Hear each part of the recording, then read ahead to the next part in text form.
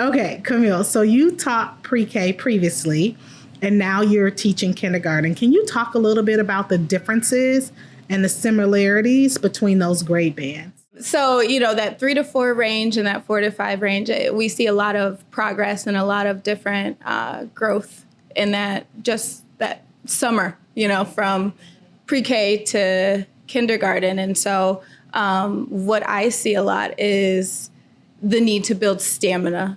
They are coming in and, we get the babies and they love to be there and they're so excited. In the morning, it's so fun. And then but after lunch, it's like, okay, nap time. When is nap time? And that's a question I get all the time where, when is it time to go home? After lunch is just, okay, I'm going home now, right? But no, getting them to build that stamina, it's a lot of the work. And it happens day by day.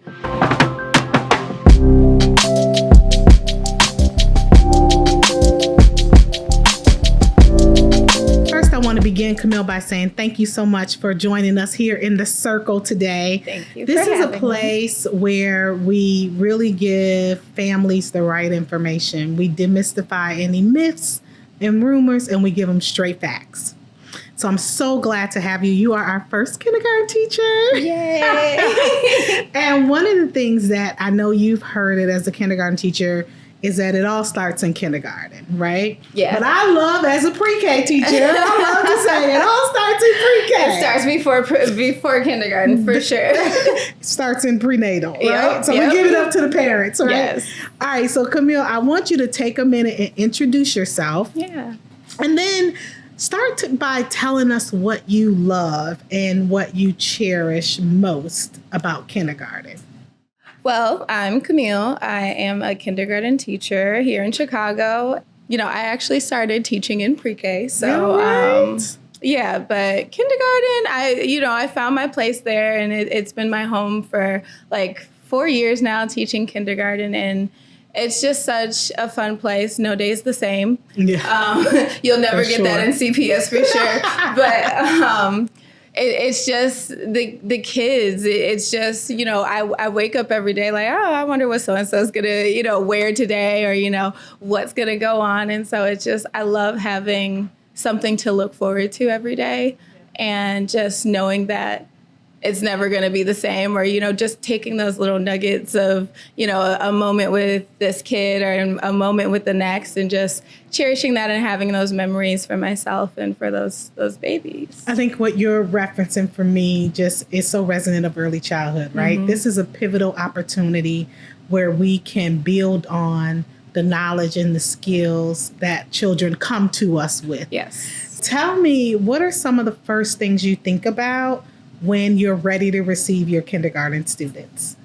Well, for me, just as a teacher, just having that environment there is key, and just having the students feel welcome first and foremost, and just having the ability to build with them, and knowing that like we're on this journey together. And so just making them feel like this is their space too. And so, environment's important for me, making it comfortable for me, but more so for them. For me, I know the academics are going to come. I was trained to teach, so, I'm going to teach, but I want them to feel good about being in a space before I get to that. Yeah, we know that, research says that children, have to have that relationship with the teacher, and that's so vitally important. But we also know that children learn best from doing, and when they feel comfortable and when they feel safe. So spending those first couple weeks to build that comfort, to build that community is vital to the success of students. Yeah. Talk a little bit about how do you engage families, and how do you because a lot of times families are coming to you. Some have not had any pre-K experience or formal school experience. Mm-hmm. So this is their child's first experience in a public classroom. I like to provide them with the information because, like you said, it is some of their first experience in, the traditional school setting. So, providing them with that information and just even for them to come to me to say, hey, like, we've never done this before. And that's okay. We don't look at them any different than the next parent or the next family. And just, like I said, just having them feel welcome and knowing that I'm here for their child, but also I'm here for them and, for their needs as well. So, teachers, we're open, ask us a question and, we'll try to provide that information for you. Getting them. Okay, Kamille, so you taught pre-K previously, and now you're teaching kindergarten. Can you talk a little bit about the differences and the similarities between those grade bands? So, that 3 to 4 range and that 4 to 5 range, we see a lot of progress and a lot of different growth in that summer, from pre-K to kindergarten. And so what I see a lot is the need to build stamina. They are coming in and, we get the babies and they love to be there and they're so excited. In the morning, it's so fun. And then but after lunch, it's like, okay, nap time. When is nap time? And that's the question I get all the time where, when is it time to go home? After lunch is just, okay, I'm going home now, right? But no, getting them to build that stamina, it's a lot of the work. And it happens day by day. But what are some of the things you do to help them? In the classroom, it's just kind of giving them those just opportunities to take a little bit of a break in their mind, do something fun, do something else. We're always trying to make learning fun, but then just having them have that opportunity to switch gears, because a lot of school is a lot of like big efforts and small spurts. So it's a full day of just like me. Okay, I got to go again, and then I got to go again and again. So, that's a long day for a 5-year-old. So just giving them the opportunity to take a little break, a snack break, a dance break, just a brain break, just something new. But a lot of the work at home is important too, just because, bedtimes, those are huge. Having a schedule at home too that, can sort of mirror or just work in harmony with that school schedule too. I know like my school is a 4:00 school, so we go until 4:00. Yeah, so once you get out of school, it's not much more that you're going to want to ask of a 5-year-old to do. Be a kid, have those moments with your child, take a book, read a book together. But, getting those moments together, but also giving them that opportunity to kind of relax at home and then be ready for the next day, because it'll be another day of feats. Active feats, yes. So I have a question. This is something that I get and I hear from families. Can you talk a little bit about homework? So in kindergarten, we don't usually have homework that, really goes home. But one thing that I see is really important is sharing a story, sharing, just having conversations, sharing a book together, reading a book together, even looking at the book together just kind of extends that process throughout the day of like, okay, I'm thinking about something and I'm being intentional with what we're talking about. And it just feeds into their vocabulary and they're going to pick things up and, be able to string together a story. And, those are fun things that they are not thinking that they're learning. But, this is just a moment with mom or grandma or, my dad. But, they're learning in that process something that does translate to the classroom. And that's so funny that you bring that. One of the things that I did with my daughter is I labeled the whole house. Yes. And then one of the things that she loved to play, the game, I Spy. Oh. And, that was a good time to introduce vocabulary, colors, shapes, numbers, anything. And it's like you said, it's that bonding time, but then you're also infusing some opportunities for learning in the midst of that. And so I love that you mentioned that technically there is no like structured homework, which is fine, but doing some of the things you mentioned, like reading a story, identifying, art activities that you can do at home with things that are already in the home. Exactly. Are fun little ways to extend the learning from school to home by focusing on specific skills. Yes.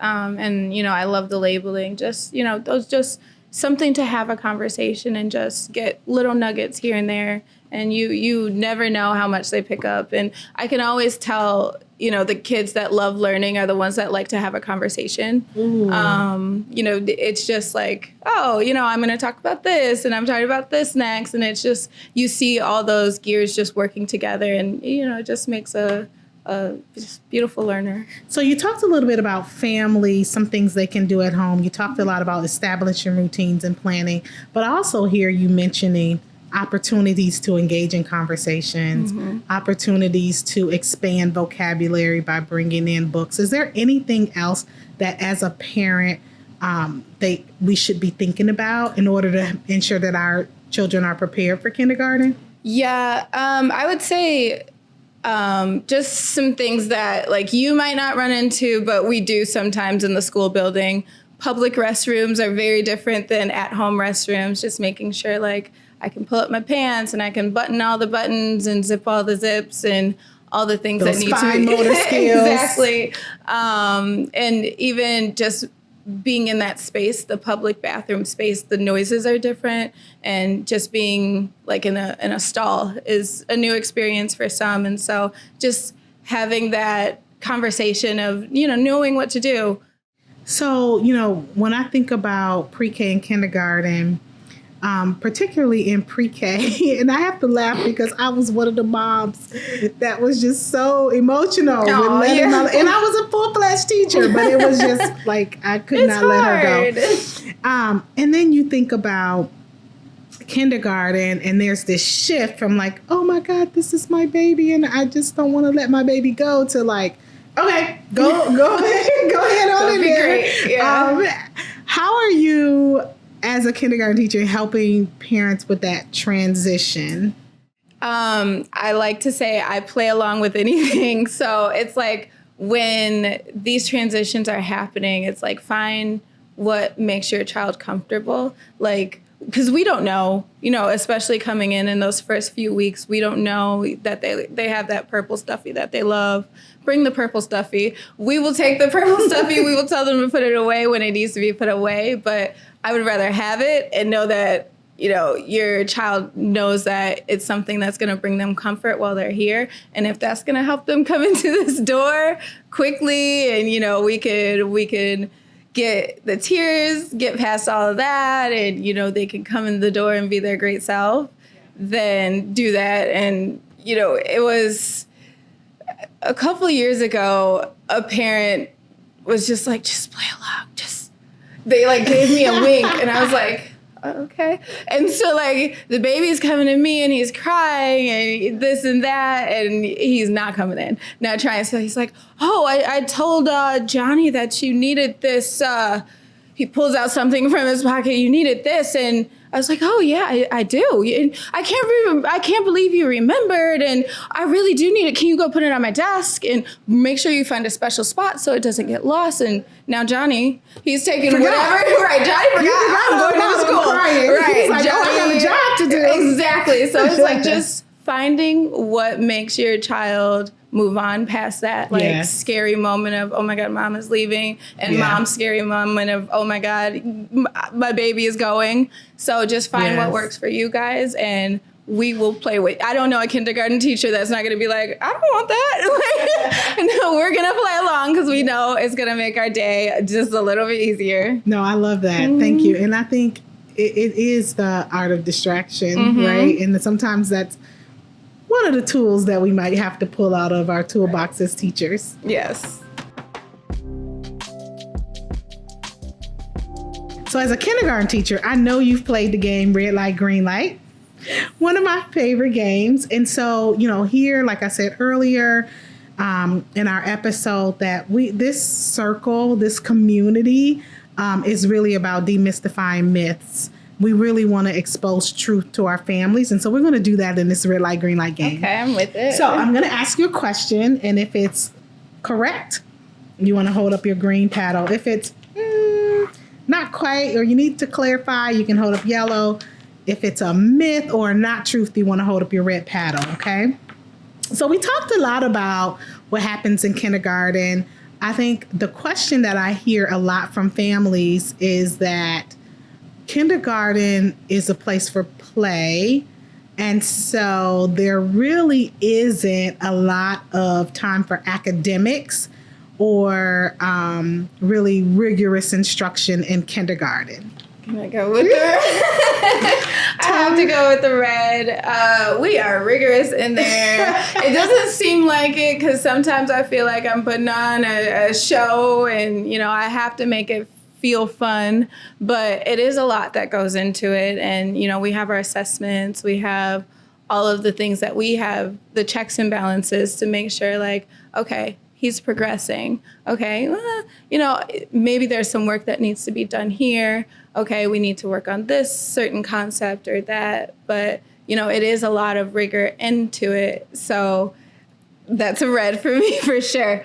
The homework part is not there, but we do a lot of work in the building and a lot of work, we want them to leave, reading and just being a well-rounded, learner so that, I can understand those next concepts. And school is always about building. So it's like we're the foundation. And when the foundation is just, I don't want my foundation on sand. That's what I imagine, when we're playing. But it's intentional play, yes. Purposeful everything. play. Exactly. That's what I love it. Because we get the same with pre-K too. Mm-hmm. You're playing. Yes, we are playing, but they are learning. Exactly. And there's purposeful play. And there's a lot of planning that goes behind that play. And then you're bringing in the assessment piece. There are assessments that allow us to know how they're tracking along the continuum to have us to really figure out how we might need to differentiate for those students. Absolutely, yeah. And, that's a lot of our work of, we take an assessment, we use that data to say, okay, here's where I need to go next with, these 3 students, they're assessing nearly the same. Okay, here's where I need to go next with these few students. So it's never just like, oh, we're all gonna, play this game and it's fun. Those are the breaks, But we get down to the nitty gritty and with the differentiation and all the different things that we do. So. I love it, and I love to see the small groups in kindergarten, and we're bringing those, and we are seeing small groups in pre-K. So a lot of similarities there. All right, I think we got time for one more question. Now, this is a question I hear a lot as a former pre-K teacher, and I want to know if it resonates with you and if it's true. If my child isn't reading by the time they get to kindergarten, then they're going to be behind. Say red again. Tell me why. So, a lot of the work that we do in kindergarten is getting them to that point of reading. Like, I want them to be reading when they leave my doors, and I want them to be doing it and feel comfortable doing it, and have that confidence to do it. A lot of what we work on in kindergarten is those letter sounds and blending those together to make the words. And so if they're not reading when they come into me, that's okay. That's perfectly fine. But we want them to be familiar with, okay, this is a letter, like this is the letter A, it says at, or, just having that base to go off of is really helpful. But no, they don't have to be reading when they come into the door. So no pressure, pre-K teachers. No pressure. that you're building, like you said, it's the building block. So I think our work in pre-K is really to expose them a lot to what you're going to really be intentionally building upon in kindergarten.